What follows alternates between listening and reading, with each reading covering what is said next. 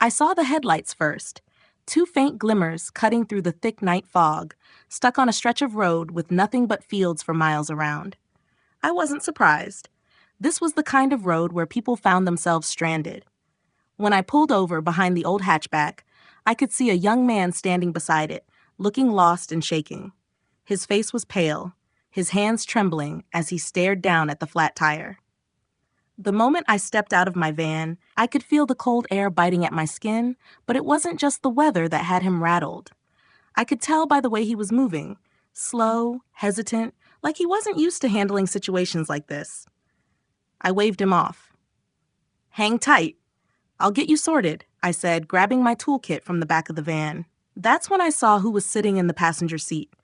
The woman's eyes met mine, and for a moment, my chest tightened.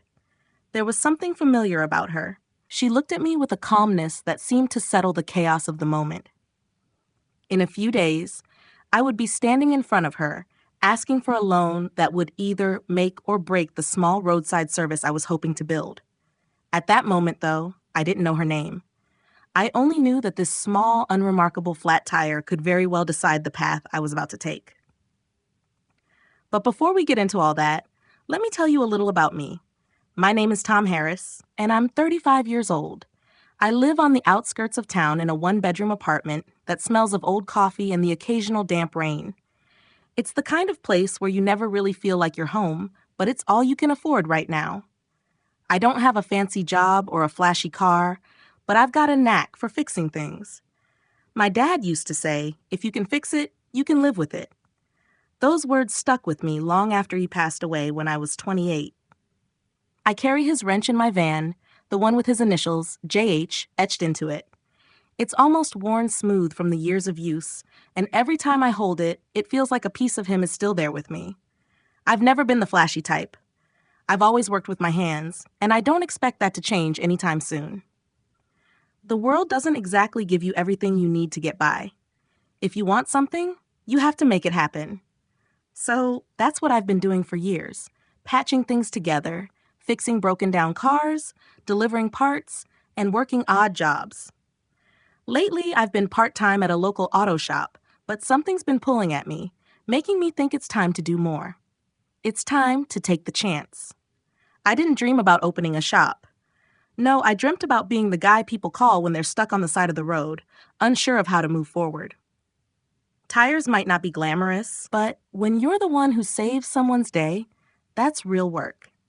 There's a process if you want to run a mobile service in this town. You need a permit.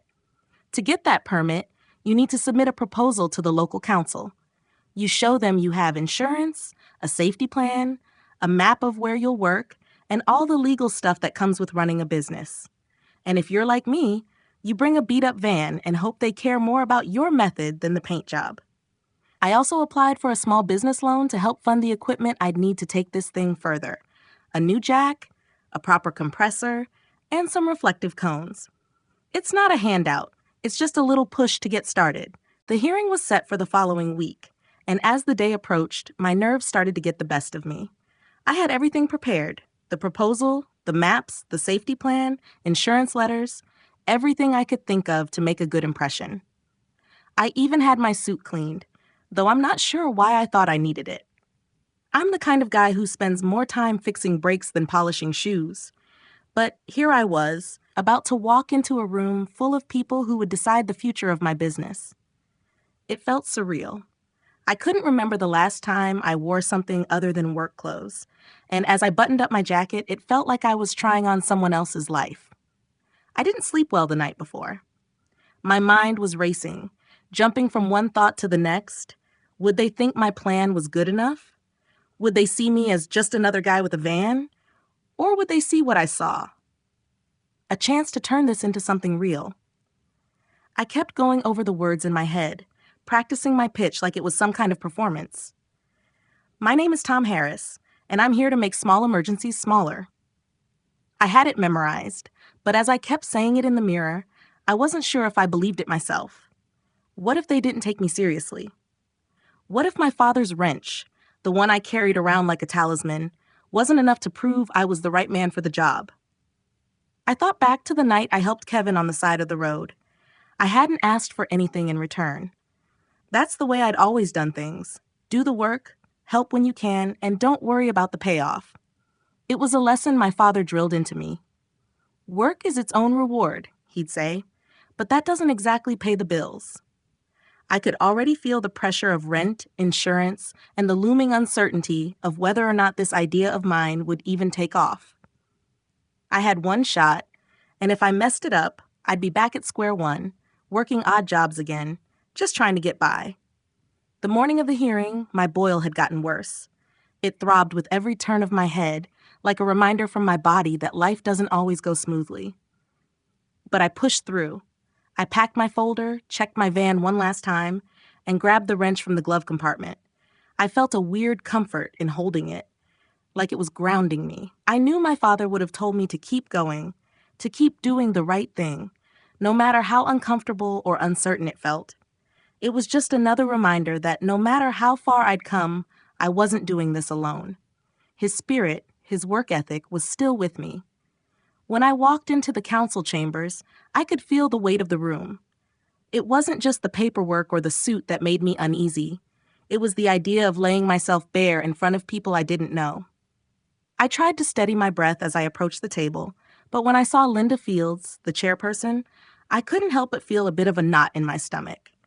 Her presence was calm, but intimidating. She'd been the one to step out of the car when Kevin had his flat tire, and now here she was, watching me. I wasn't sure if she remembered me, but I certainly remembered her. The woman who could make or break my chances. I took a deep breath, set my folder down, and began to speak. My name is Tom Harris, and I'm here to make small emergencies smaller. I'm applying for a permit to operate a mobile roadside service in our town. My plan includes safety measures, insurance, and a map of where I'll work. My hands were shaking slightly, but I pushed forward.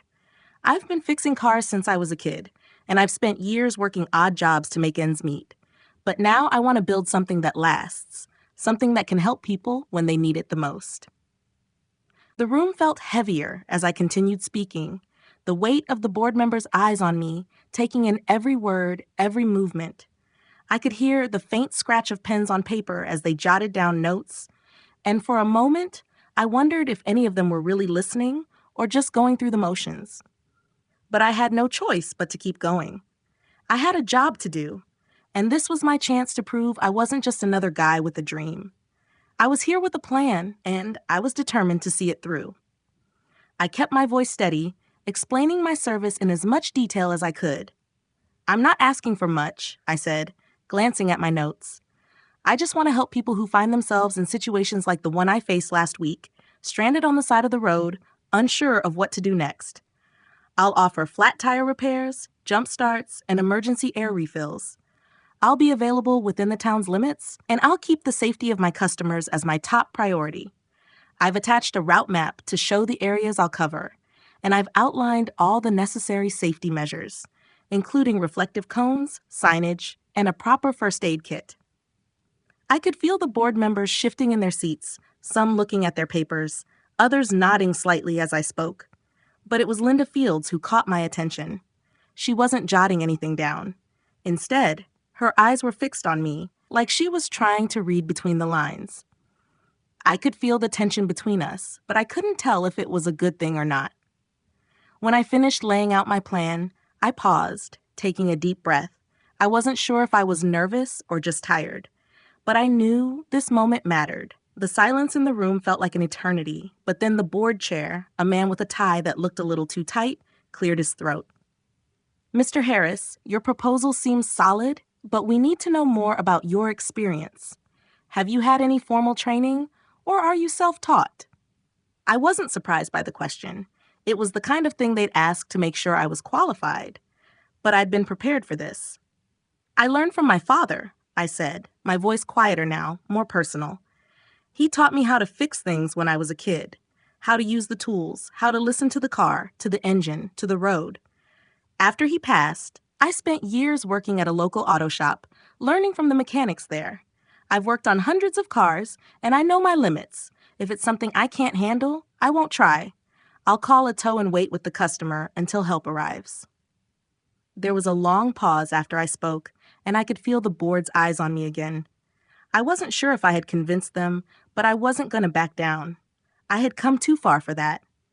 Linda Fields finally spoke up, her voice calm but firm. "I've heard of your work, Mr. Harris. I was out on East Crescent last week with my grandson, and you stopped to help us when we had a flat tire. You didn't ask for money, and you made sure we were safe before you left. That kind of service is rare, and I believe it's exactly what this town needs." Her words hit me like a truck, and for a second, I didn't know what to say. I had helped her and her grandson, sure, but I never thought it would come back around like this. I had no idea that she was the one who would be sitting at the head of the board, watching me present my case. The other board members exchanged glances, and I could feel the tide shifting in my favor. Linda continued, "I believe Mr. Harris has demonstrated the level of care and professionalism we expect from service providers in this town. I recommend we approve his permit." The chair looked at me, then at Linda, and nodded. "We'll take that under consideration." "Thank you, Mr. Harris. We'll inform you of our decision soon." I walked out of the council chambers feeling lighter than I had in weeks. My heart was still racing, but for the first time in a long while, it wasn't out of fear. It was out of excitement. I had done it. I had stood in front of the council, laid out my plan, and even earned a little respect along the way. Now, all I had to do was wait for the official approval. But even if it didn't come through right away, I knew something had changed. This wasn't just a dream anymore. This was real, and I wasn't going to stop now. A week later, the letter came. I was halfway through my morning coffee, trying to make sense of the mess that was my kitchen, when I saw the envelope on the counter. My heart skipped a beat as I recognized the town's logo on the corner. I hadn't even opened it yet, but I already knew it was the decision I'd been waiting for. The last few days had been a blur. Endless hours spent tinkering with my van, reviewing my business plan, and rehearsing what I would say to the bank for the loan I was hoping to get. Every part of me felt like I was holding my breath, waiting for something that could change everything. I tore open the envelope, my hands trembling. The first few lines confirmed what I had hoped for. "The licensing board has approved your permit application to operate a mobile roadside service within the town's limits. Please review the attached conditions." My eyes scanned the rest of the letter quickly. There were a few stipulations: safety reports to be submitted quarterly, no towing, and only servicing vehicles in certain areas. But none of it mattered. I was in. My heart pounded as I realized I was officially on my way. I'd done it. I sat down at the kitchen table, staring at the paper for a moment, letting it sink in. The reality of it was overwhelming. For so long, I had been working towards this, thinking about how I'd get here, what it would look like if I could just make it happen. Now that it had, the weight of everything ahead seemed both thrilling and daunting. My father's wrench, the one that had been with me through every decision, every repair, was still in my van. I reached for it now, like it was a lifeline, a connection to the past that made everything feel a little more certain. But the work wasn't done. The next step was the business loan. I knew the council had approved my service, but I still needed funds to purchase proper equipment: a better jack, a reliable compressor, reflective cones that would make sure people saw me when I was working late at night. I'd applied for a small business loan from the foundation, and I had a meeting set for the next day.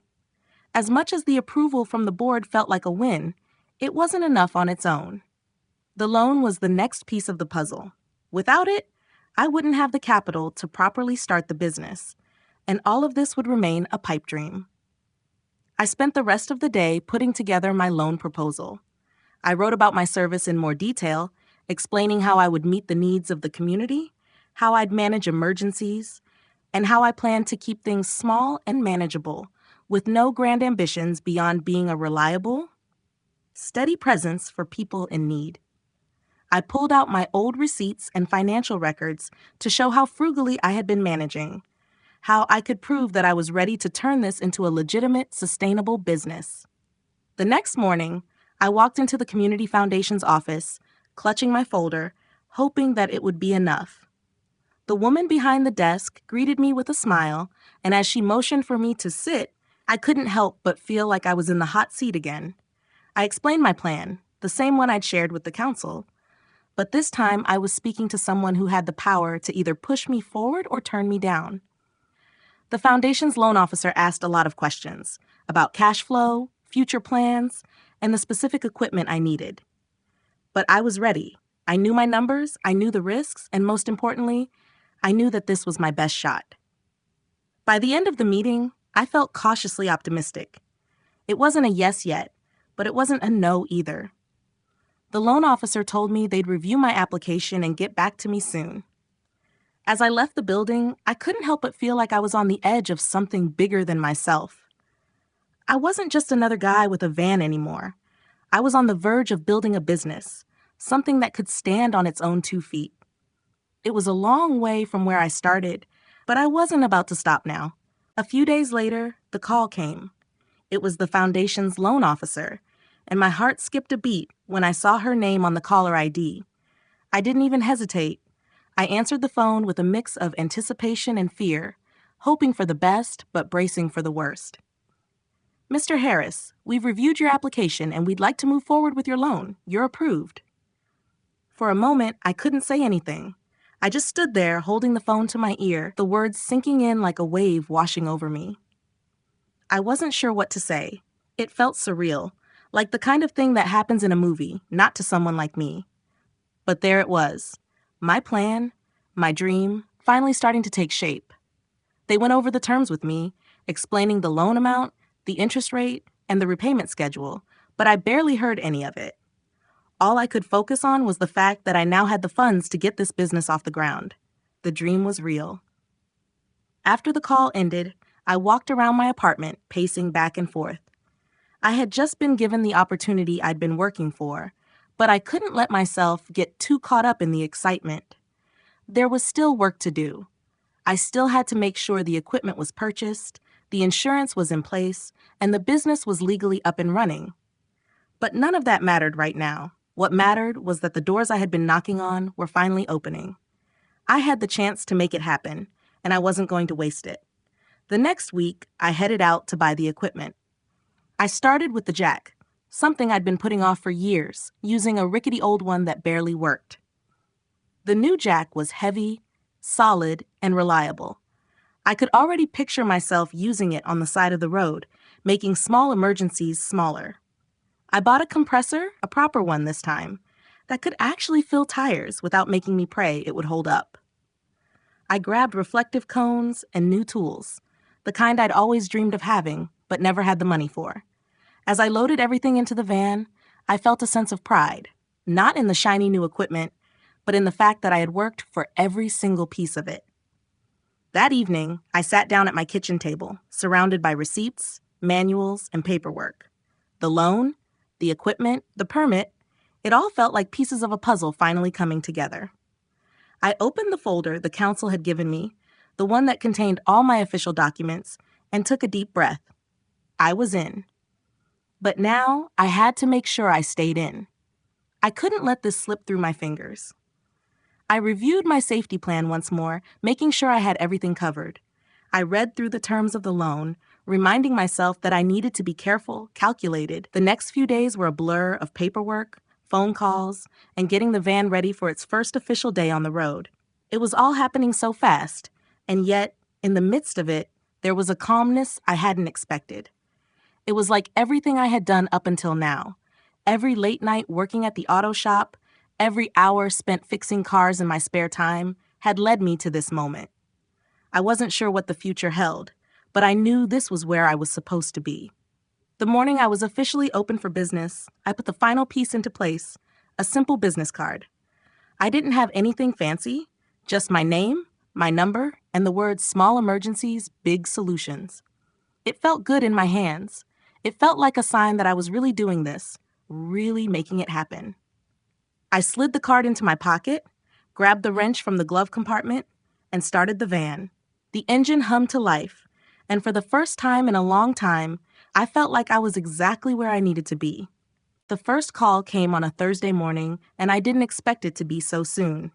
The phone rang as I was finishing my coffee, my nerves already buzzing as I reached for it. "Hi, is this Tom Harris?" The voice on the other end asked, sounding a little panicked. I'm stuck out here near the highway and my tire's flat. Can you help? I didn't waste any time. I grabbed my keys, slipped on my jacket, and headed for the van. I had my tools ready, and now it was time to put everything I'd planned into action. I started the engine, the hum of it familiar and steady, just like the way I'd been feeling the last few days, calm, focused, and ready to get things done. As I drove out to the highway, I couldn't help but think back to the night I helped Kevin, the first person I'd ever helped in this new capacity. That moment had changed everything for me, and now here I was, getting my first official call. When I pulled up behind the car, I saw a woman standing by the rear tire, looking frustrated but relieved at the same time. She waved at me, and I waved back as I parked the van. "You Tom Harris?" she asked as I approached. "Yep, that's me. Let's take a look at it," I said, already getting my tools out. The tire was as flat as a pancake, and I could see the puncture right away. It wasn't anything too complicated, just a small hole from something sharp. I asked her if she had a spare, but she shook her head. "I didn't even know what to do," she said, her voice filled with embarrassment. "Don't worry about it," I reassured her, trying to ease her nerves. "That's why I'm here. We'll have this fixed in no time." I pulled out my jack and set it up, showing her how the whole process worked, step by step. It wasn't just about fixing the tire. It was about giving people peace of mind, showing them that they didn't have to panic. I worked efficiently, my hands moving in the rhythm I'd perfected over the years. I'd been through this countless times, but this felt different. This time, I wasn't just fixing a car. I was building something, and it felt like I was laying the foundation for something that would last. The woman stood by, watching me closely, and after a few minutes, I had the tire plugged and pumped up. "All right, you're good to go," I said, lowering the jack and tightening the lug nuts. She looked at the tire, then back at me, a genuine smile spreading across her face.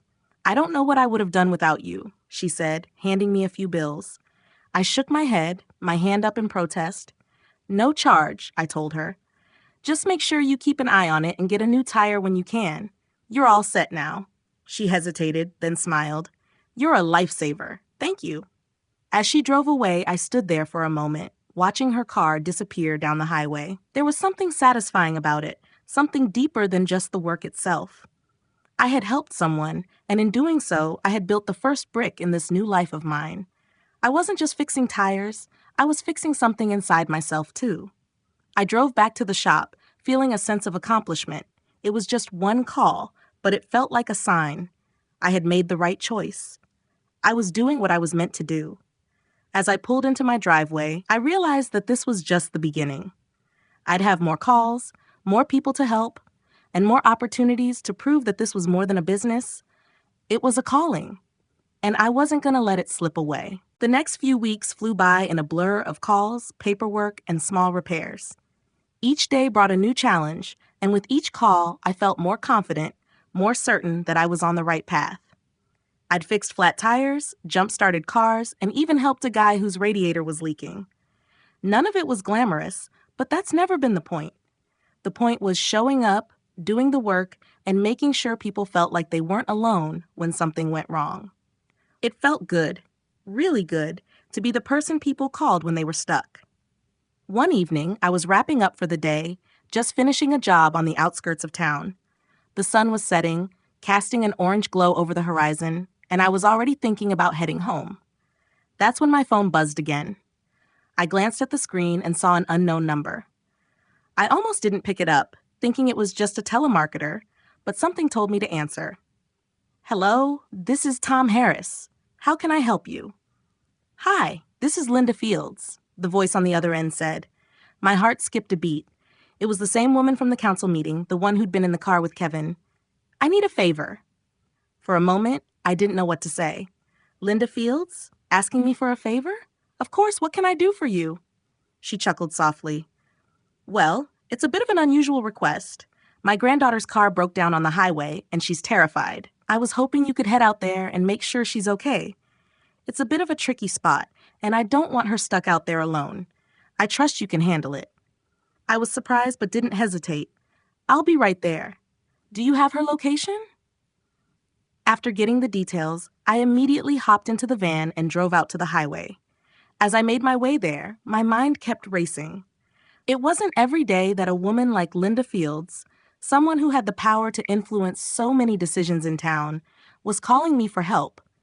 But then again, I hadn't expected her to remember me, or for her to see the kind of work I was doing as something worth supporting.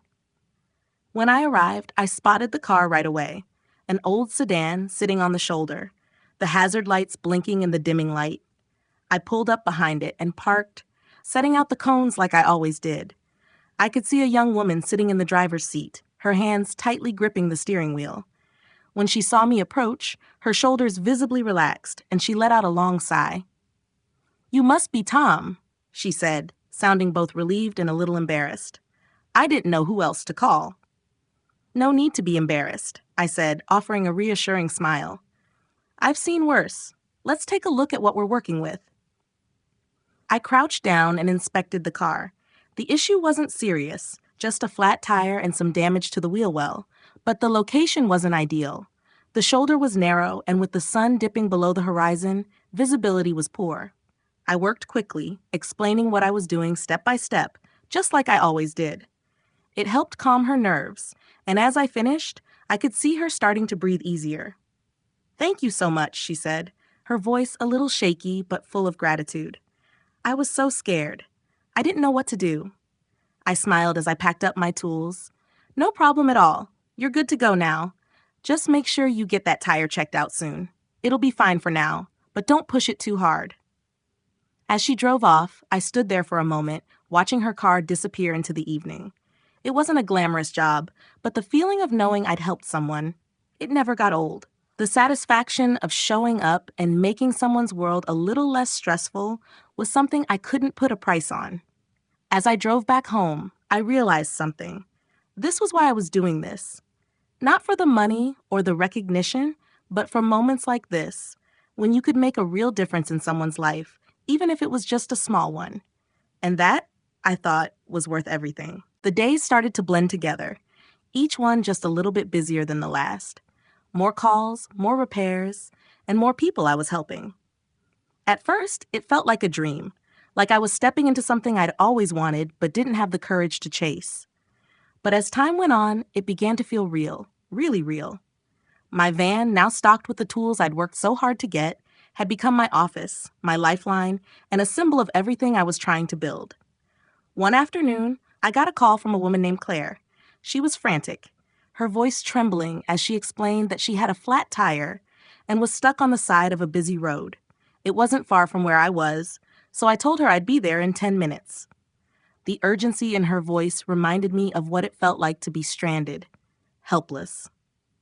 That feeling never left me, and now it was part of my job to make sure others didn't feel that way for too long.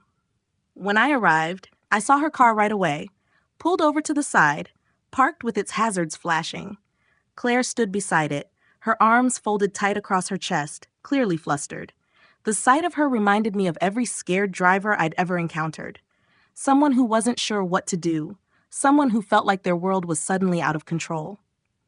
I parked behind her and got out of the van, making sure to keep my movements slow and steady. "Hey, Claire, right?" I said as I walked toward her. She looked up at me, relief washing over her face when she saw I wasn't a tow truck driver or some guy trying to sell her an overpriced repair. "Yeah, that's me," she said, her voice shaking. "Thank you so much for coming." "Don't mention it," I said with a grin, trying to ease her nerves. "Let's see what we're dealing with here." I crouched down next to the tire, inspecting the damage. It was a nasty puncture, the kind that could leave someone stranded for hours if they didn't know what to do. "Not to worry," I said, pulling my tools from the van. "I'll have you fixed up in no time." As I worked, Claire stood there, watching me with wide eyes. I could tell she was still uneasy, probably unsure of whether I was really going to fix the problem. I've been there too, feeling that knot in my stomach when something goes wrong and you just want someone who knows what they're doing to show up and take control. I made sure to explain each step as I went along, telling her exactly what I was doing with the jack, how I was plugging the hole, and why she didn't need to worry about the tire coming loose. By the time I finished, Claire was standing a little straighter, her shoulders no longer hunched with anxiety. I checked the pressure, tightened the lug nuts, and gave her a quick rundown of what to do next. All done. You're good to go, I said, standing up and wiping my hands on a rag. She smiled, this time with more confidence. I don't know what I would have done without you. I was completely freaking out. I chuckled. That's why I'm here. Don't worry about it. She tried to hand me some cash, but I shook my head. No charge. Just get that tire replaced when you can. Claire hesitated, but then smiled again. A genuine relieved smile. Thank you, Tom. I really appreciate it. As she drove off, I stood there for a moment, watching her car disappear into the distance. It wasn't just about fixing her tire.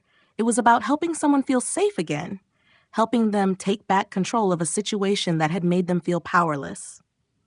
It was moments like these that reminded me why I was doing all this. I wasn't just working for a paycheck or a permit or some business loan. I was doing this to make people's lives a little easier, to show up when they needed help, and to leave them feeling like everything would be okay. As I got back into the van and drove off, I thought about how much I had grown since that first call. It wasn't just about the skills I had. It was about the confidence I'd gained in knowing that I could handle whatever came my way. And the best part? I wasn't alone. There were people out there who saw what I was doing, who appreciated it, and who trusted me enough to call when things went wrong. That was worth everything. A month had passed since I got my permit, and things were moving faster than I expected. The calls kept coming in, one after the other, each with its own set of challenges. Sometimes it was a flat tire, sometimes a dead battery, and other times it was something more complicated. But no matter the issue, I was learning how to handle each situation with more confidence, more ease. The van was now my second home, and I spent more time in it than I ever had at my apartment. The best part was that I was starting to build relationships with my customers. It wasn't just about fixing cars. It was about the conversations, the connections, and the trust I was earning. I couldn't remember the last time I had felt so valued. It wasn't the money that kept me going. It was the gratitude in people's eyes, the relief in their voices when I showed up. For once, I didn't feel like I was just getting by. I felt like I was making a difference. That Thursday, I had a particularly busy day.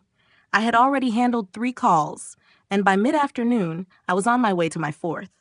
It was a busy part of the city, just past the old industrial park, where the roads were narrow and crowded. I pulled up behind a car that had clearly been parked there for a while, the engine off, the driver sitting inside, staring out at the bustling street. I figured it was just another quick job, maybe a tire issue or a jump start. I walked up to the car and tapped on the window, but instead of a nervous young driver or a stressed-out parent, I saw an older woman, probably in her late 60s, looking back at me. She smiled at me, but there was a weariness in her eyes. "Can I help you?" I asked, already pulling out my tools. "It's my tire," she said softly. "It's gone flat, and I'm just so tired. I'm not sure how to deal with this anymore." I could hear the frustration in her voice. The way she said it made me realize that it wasn't just the tire that was causing her stress. She was at the end of her rope, and this was just one more thing to add to an already heavy load. "It's okay," I said, my voice steady, trying to reassure her. "We'll get this sorted. You don't need to worry about a thing." I had fixed a lot of flat tires, but this felt different. I was suddenly more aware of the fact that it wasn't just about fixing her car. It was about helping her feel seen, understood. The world can be a lot, especially when you're feeling alone, and this woman clearly needed more than a tire change. As I worked, we started talking. Her name was Margaret, and she lived nearby. She told me about her husband, who had passed away a few years ago, and how she'd been trying to manage on her own ever since. "I never thought I'd be doing this by myself," she said, her voice shaking slightly. "I never thought I'd be the one asking for help." I didn't know what to say to that, but I kept working, listening. I knew I wasn't the person who could fix everything for her, but I could at least make sure she got back on the road safely. And that, for a few minutes, I could be someone she could rely on. When the job was done, Margaret thanked me, her voice steadier now, but I could see the weight still in her eyes. She tried to pay me, but I declined, just like I always did. "No charge," I said. "Just take care of yourself." As she drove off, I watched her car disappear down the street, feeling like I had done more than just change a tire. I had been a part of her day, and in a small way, that meant something. I climbed back into the van, feeling the weight of the afternoon settle into my chest. Helping people like Margaret reminded me why I was doing this. It wasn't just about the work. It was about making people feel like they weren't invisible, like they mattered. And that, I realized, was the real reward. In life, it's not the big, dramatic moments that define us. It's the small, consistent actions that show our true character. Be the person who shows up when others are stuck, whether it's a flat tire or a difficult day.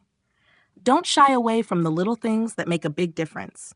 Listen, offer help, and do your best even when it feels like nobody's watching. The way you treat others in everyday situations matters more than you think. Build trust, stay grounded, and remember that sometimes just being there for someone can change everything. Keep showing up,